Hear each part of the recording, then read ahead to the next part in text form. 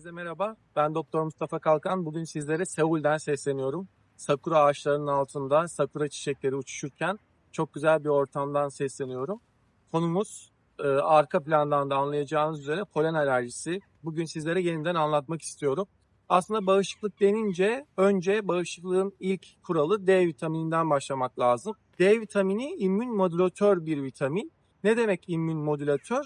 Bağışıklık sisteminin çalışması gerektiği gibi çalışmasını sağlıyordu. Yani fazla çalışan bağışıklığı bazen istemediğimiz durumlarda, yani otoimmün hastalıklar buna dahil, işte alerjik tablolar buna dahil, daha yavaşlatan, zayıf bağışıklığı da daha güçlendiren, yani dengeleyen, normal bir şekilde çalışmasını sağlayan bir vitamindi.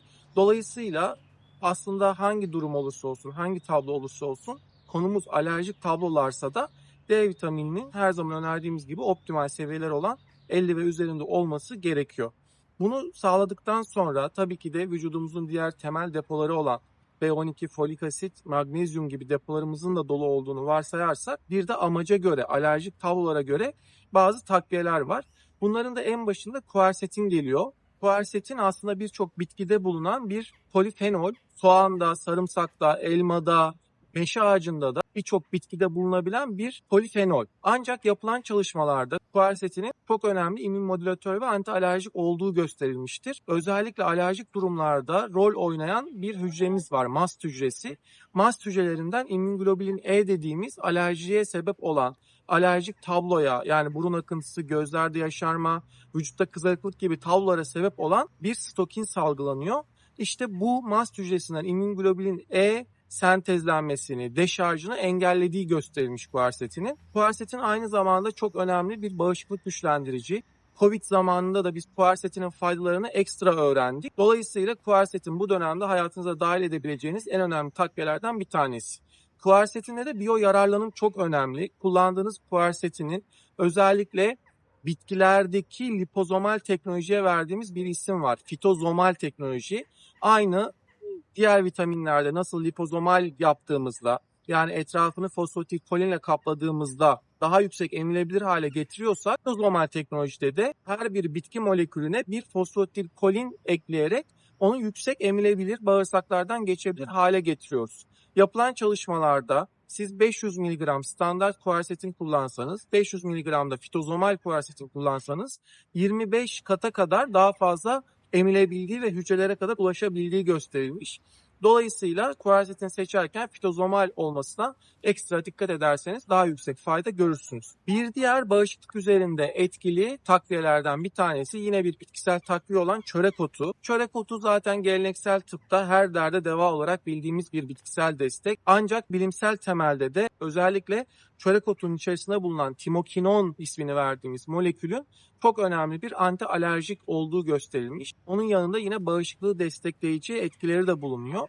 Burada da özellikle çörek otunun soğuk sıkım teknolojisiyle çıkarılmış yağından oluşan bir takviye kullanmanızı öneririm. Ve kullandığınız çörek otu yağının da kalitesini belirleyen şeylerden bir tanesi de içerisindeki timokinon molekülünün miktarıdır.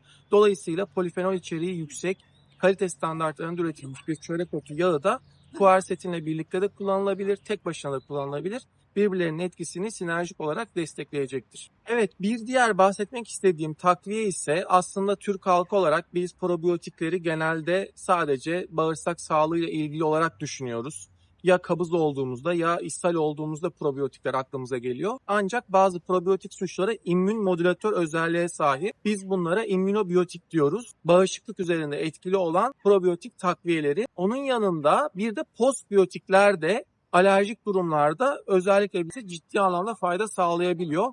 Burada da Saccharomyces cerevisiae fermentatı dediğimiz bir postbiyotik, Epicor ismiyle bütün dünyada da bulunan çok özel, standartize ve üzerinde onlarca klinik çalışma olan bir postbiyotikle yapılan çalışmalarda alerjiye bağlı alerjik rinit semptomlarını, burun akıntısını, gözlerde yaşarmayı anlamlı bir şekilde azalttığı klinik çalışmalarla kanıtlanmıştır. Özellikle bu süreçte bağışıklık üzerine etkisi olan probiyotik suçlarını ve Saccharomyces cerevisiae fermentatı, yani bir postbiyotiği de hayatınıza dahil edebilirsiniz. alerjik semptomlardan korunmak adına. Ve son olarak da yine işin temellerinden bir tanesi omega 3'ler. Daha önce omega 3 hakkında her şey videosunda detaylı bir şekilde omega 3'lere neden ihtiyacımız olduğunu anlatmıştım. Vücudumuzdaki hücre zarının yapısından tutun, bağışıklık sisteminin doğru çalışmasına kadar inflamasyondan korunmak için omega 3'lere ihtiyacımız var.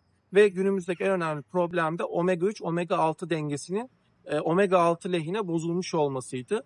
Ve bu sürekli maruz kaldığımız omega 6'yı dengeleyebilmek için de dışarıdan omega 3 kullanımımız zaruri. Bu anlamda alerjik semptomlardan korunmak için de vücutta inflamasyonla savaşan, bağışıklık sisteminin dengeli bir şekilde çalışmasını sağlayan omega 3'leri de kesinlikle bu dönemde hayatımıza dahil etmemiz gerekiyor. Evet, son olarak değinmek istediğim konu ise metilasyon. Daha önce bununla ilgili de bir video çekmiştim.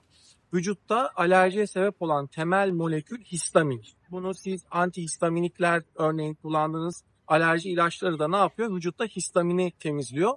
Vücutta histamini doğal yoldan temizleyen mekanizmalar ise metilasyon döngüsüdür. Metilasyon döngüsünün doğru çalışması için de neye ihtiyacımız vardı? Özellikle B6, B9, B12 vitaminleri anlamında depolarımızın dolu olması, onun yanında metilasyonu destekleyen diğer B vitaminleri, çinko ve magnezyum gibi diğer mikro besinler de metilasyon sistemimizin doğru çalışmasına sebep oluyordu. İşte alerjik bir bünyeye sahipseniz, kullanmadığınız şey kalmadıysa problem metilasyon döngünüzde olabilir. Metilasyon döngünüzün doğru çalışmadığını gösteren temel değerlerden bir tanesi homosisteinizin yüksek olmasıydı. İşte metilasyon döngünüzü doğru çalıştırırsanız histamin vücuttan temizlenebilir ve daha az alerjik semptomları olan, yine astım hastası veya ciltte bir alerjiniz varsa, yani atopik dermatit sorununuz varsa da, bir deterjan maruziyetinde ellerinizde egzama oluyorsa, vücudunuzda hemen bir şey yediğinizde vücudunuzda hemen bir yerler kabarıyorsa, burada da histamin intoleransını düşünmekte fayda var. Metilasyon döngüsüne de özellikle dikkat etmeniz gerekiyor. Evet, bahar alerjisiyle ilgili anlatacaklarım bu kadar. Sizlere Seul'den, Güney Kore'den seslendim. Kafanıza takılan diğer soruları tarafımca kaleme alınan Akılcı ve Bilimsel Takviye Rehberi isimli kitabımdan okuyabilir. Beni Instagram DR Mustafa Kalkan sayfasından da takip edebilirsiniz. Gelecek videolarda görüşmek üzere. Hoşça kalın, sağlıkla kalın.